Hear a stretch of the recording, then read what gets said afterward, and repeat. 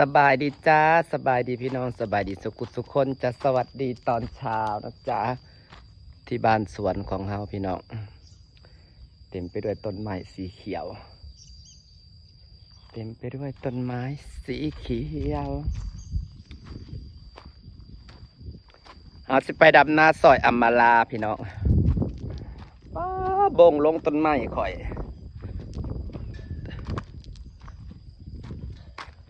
บ่งลงแล้วมันบวมวะบ่งลงแล้วมันบวมน้ำบ่งลงแต่ฟังนี่ไม่ได้ลงก็มันบวมนี่ฝนตกแท้ตกว่าเบิดปุ๋ยปะยามันถอกใบต้นอันนี้นะงามเนาะขอว่าจะเอาออกต้นอันนั้นมาใส่เอาออกดอกปะนี่มันงามต้นไม้มันบวมน้ำทั้งบงทั้งบวมน้ำแล้วมันก็จะเกิดขึ้นมาใหม่แต่ที่สวยที่สุดก็คือพาชมดอกไม้ก่อนพี่น้องมันงามโพดงามเดือดอกแก้วมันออกดอกตลอดปีเพราะแมลงจะสิหล่นเต็มนะหอมกะหอมหอมขับทีบขับแดนพี่น้องเอ้ยหอมแบบโอ้ยหอมสุดยอดนะลาวนั่งอยู่นอกบ้านสิได้กลิ่นหอมมันนี่ครับสิได้แบบได้วิวบรรยากาศพี่น้องมึงเนี่ยดอกแก้วนะงามมิลิทั้งงามทั้งหอมทั้งงามทั้งหอมงามมิลิเนาะพี่น้องพี่เสือก็มาเติมดอกแบบผ้าดอกแต่สีแบบเป็นผัวเป็นพุ่มงามคักงามเน่งามแถงามหวาพี่เสือมาตอบหอมแห้งอะไรนะบรรยากาศโอ้ยไปหาเห็ดของสาวเด็กก็บ่ได้ซ้ำดอกกระเจียวกันจังยังได้เสียออกดอกพี่น้องเอ้ยยังออกต้นแบบต้นบ่หันใหญ่นะถ่ายต้นมันใหญ่กว่าของสาวลอยต้นไทรเกาหลีกำลังถอกใบมันเป็นถอกใบดอกบ่งลงกับมันบวมน้ำก็เลยปะให้มันเป็นสีพี่น้องเพราะว่าปะก่อนแล้วเขากะเอาปุ๋ยมาหวานปุ๋ยมาหวานแบบนี้มันสิแตกสู่คอแล้วมันก็สีหนาจนแนมบ่เห็นพอแล้วอันนี้ต้นแก้วจอม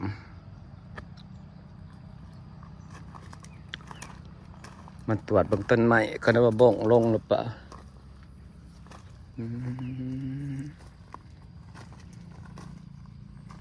ตัวนี้เพียกำลังลงได้นี่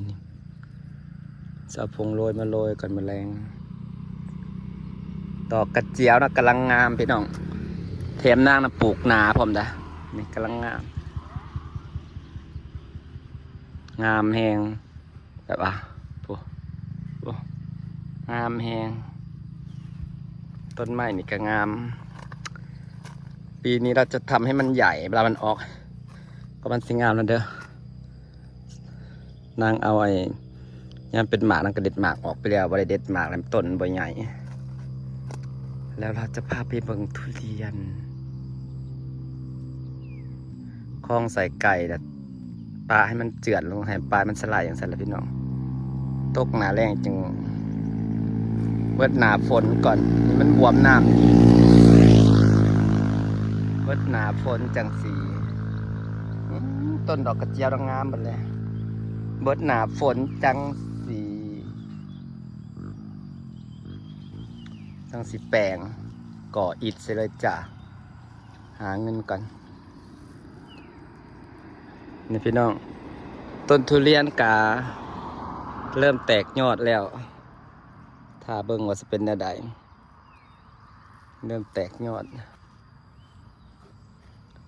หญ้าเริ่มขึ้นอีกแล้วเด้อขึ้นกับสิคอยถอนไปน้ำ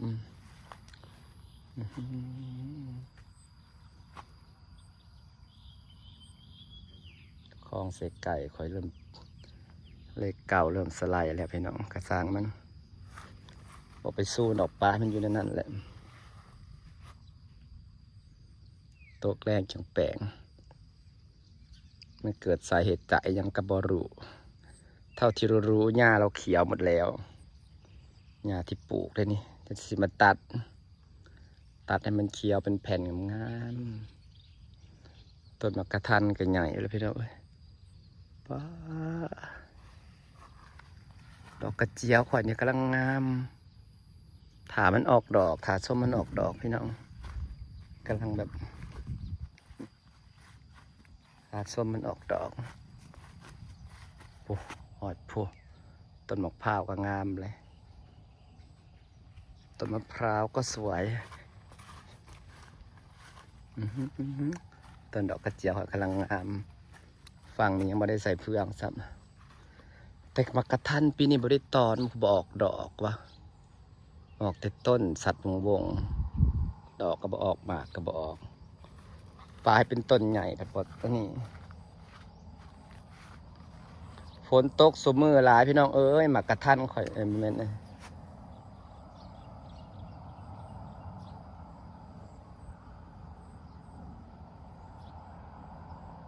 บ่เห็นป่าขึ้นหนาน้ำคือสินน้ำอะไรในทุเรียนนะมันอันนี้ฝนตกสมือมาเบิ่งใหญ่ไว้อะไรพี่น้องถ้าบ่ต้องเลี้ยงเลยนะเอามาไว้ซื่อ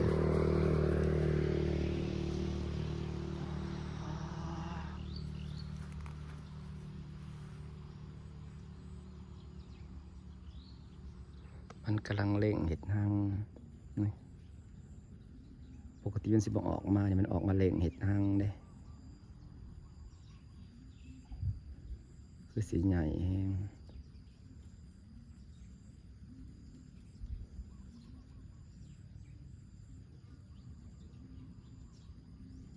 บรรยากาศคลองไส้ไก่ฮาวสีเขียวพี่น้องนี่แหละจ้ะ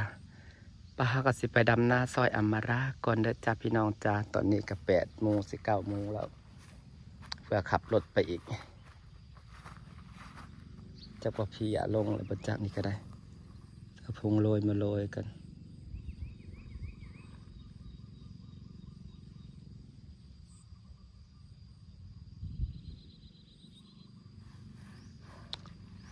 สิฝากมันเนี่ยเดี๋ยวไปพอกันยี่บ้านอมราหญ้ายาวเลยบอกอมรามาตัดหญ้ายาวงามแล้วงามเลยหญ้านะท้องบัดตัดมันสิลีอัดงามต้นหมักทันเขาก็เริ่มออกดอกนอกยอดเลยเขาหน้าหวานสปังงามเทะ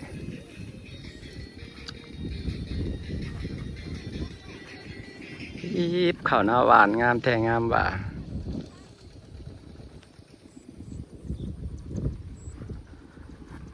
เขาหน้าทงในสปังงามกระดอกกระดิยาแท้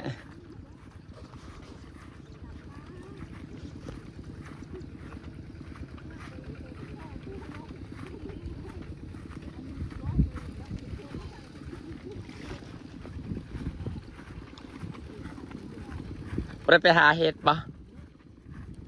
เราไปหาเห็ดปะอ๋อถ้าจะมาซอยนี่นะเละสิไผ่นี่นะคะเดี๋ยวมาเจาะมาทำน้ำสิเละต้องเป็นผู้ดำแล้วก็เจ๊ออกลายบ่ออกลายอยู่เค้นเข้าได้พุละหาพุละกระต่ายเยอะฮะบ่ได้ไปเลยเห็ดในหมู่ใหญ่นะลงไปคลองเลยพ่อเห็ดอยู่ในข้างบัด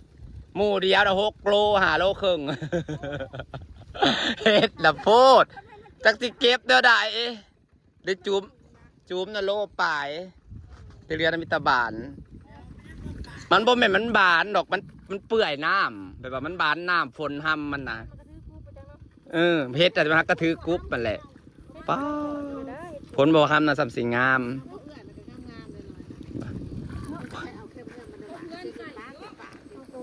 ข้าเจ้าเป็นเยืองนั่นได้พุละหาอัพตรงนั้นของเศร้าเนี่ยข้าเจ้าเป็นเยืองได้พุละหาอัพในวัดบ้านหุ่งบ้านพุทธทางน่ะเฮ็ดละงูแล้วก็ออกแท้ออกว่าลีเนาะ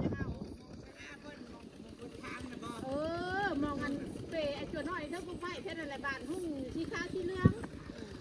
ว่าเด็กน้อยก็ไปหาหลอดมันได้ร้านเพิ่มชื่อเองเอาไปจูบก็ไผ่ไหม เห็นหลังแล้วก็ออกแท่ออกว่าที่กันไปอาหารน่ะไปก็หาบมา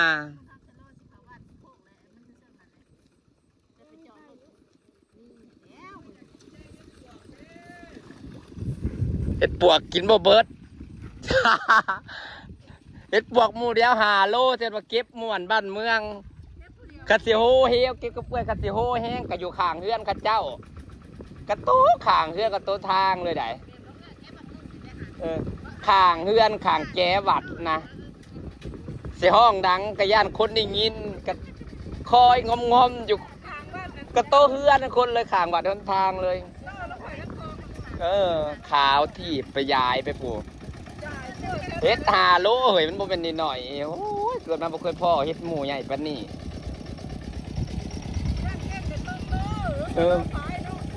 โพดว่าเฮ็ดอีหลีหมูใหญ่มันฮักก็ออกแล้วเฮ็ดน่ะแม่นแท้น่ะมันเป็นเฮ็ดอันนี้ได้เฮ็ดปวกกลางได้มันแท้แต่เฮาดำหน้าแล้วเลยได้นั่นแหละจังว่าข่อยงงบ่แล้วบัดไอ้ Facebook แจ้งเตือนซึมข่อยหาเฮ็ดปวกมาน่ะมื้อนี้แหละเฮ็ดปวกกลางนะเขาเจ้าเป็นเยื้องกระดอกกระเดียบ้านข่อยนะเยื้องบางเศร้าเนี่ยเขาเจ้าเป็นเยื้องเฮ็ดนะได้ผู้ละหาเฮ็ดปวกฮักกะโฮฮักกะจูมเขาไอ้เบิ่งดอนในข้างเฮือนนะฮักกะได้2 ดอกฮักกะออกมันฮักกะจูมเขาเจ้าเป็นเยื้องมีแต่จูมนะมีแต่ฮักกะพ่นเฮ็ดปวกกลางได้เฮ็ดปวกไอ้แม่นเฮ็ดปวกนั่นน่ะปีแล้วแม่เฮ็ดปวกดอกน้อยๆครับวันนั้นนะน้อยๆดำๆนะเฮ็ดปวกง่ายมันวิดแล้วแต่คอยเก็บแต่มันเฮ็ดคลองแล้วมันดอกง่ายเฮ็ดคลองมันดินงามเฮ็ดละงูแห่งกะคักแต่ว่าไปยังไงกะเต็มสิลงดำนากับพี่น้องฝากบรรยากาศไว้สักนิดนะจ๊ะ